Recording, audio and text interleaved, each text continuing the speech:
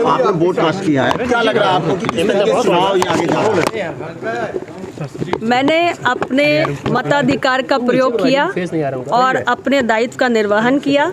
मिर्ज़ापुर में अपना मतदान किया है मैंने, और पूरी तरीके से आश्वस्त हूँ कि मिर्ज़ापुर की 5 सीटें जिस पर हमारे एनडीए गठबंधन के प्रत्याशी हैं, हम शानदार तरीके से जीतने जा रहे हैं। क्या लग रहा है आपको कि कितना अब सीट यहाँ, मतलब 5 सीट की बात करें, जबकि दूसरे भी दल यहाँ पे लड़ रहे हैं बहुत मजबूती के साथ, तो क्या लग रहा है ऐसे 5 सीट निकलेगी? देखिए, लोकतंत्र का महापर्व है और अलग अलग राजनीतिक दलों को जोर आजमाइश करने का उनका लोकतांत्रिक अधिकार भी है, लेकिन मिर्ज़ापुर एनडीए गठबंधन की जीत ही सुनिश्चित करने जा रहा है। पिछले 5 वर्षों में जो यहाँ पर राज्य की सरकार रही और पिछले 8 वर्षों में मेरा जो दूसरा कार्यकाल है, भारत सरकार की जो तमाम विकास की परियोजनाएं यहाँ पर आई, उसको देखते हुए मिर्ज़ापुर का मतदाता बहुत उत्साहित है और एनडीए गठबंधन के प्रत्याशियों के पक्ष में ज़बरदस्त मतदान हो रहा है। स्थानीय कौन से मुद्दे हैं जिसपे जनता यहाँ की वोट करे? मैं अगर विकास की दृष्टि से बात करूं तो पिछले 8 वर्षों में मिर्ज़ापुर ने एक के बाद एक बहुत सारी विकास परियोजनाओं को जनपद में आते हुए देखा है।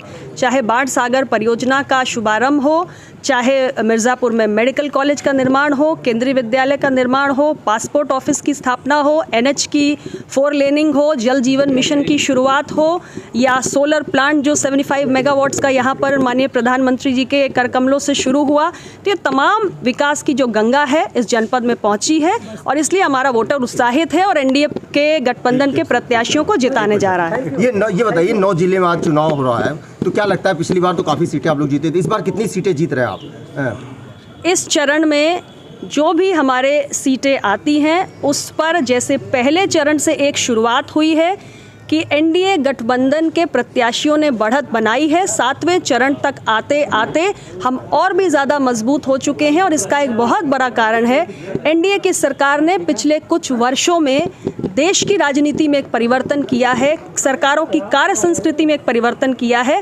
हम केवल शिलान्यास की श्रृंखला नहीं लगाते हैं, बल्कि हम विकास परियोजनाओं को लोकार्पण तक लेकर जाते हैं और इसलिए एक आम मतदाता के जीवन में एक सकारात्मक बदलाव ला रहे हैं। और इसलिए आम मतदाता पहले चरण से जो बयार बहनी शुरू हुई है वो 7वें चरण तक आते आते सुनामी बन चुकी है।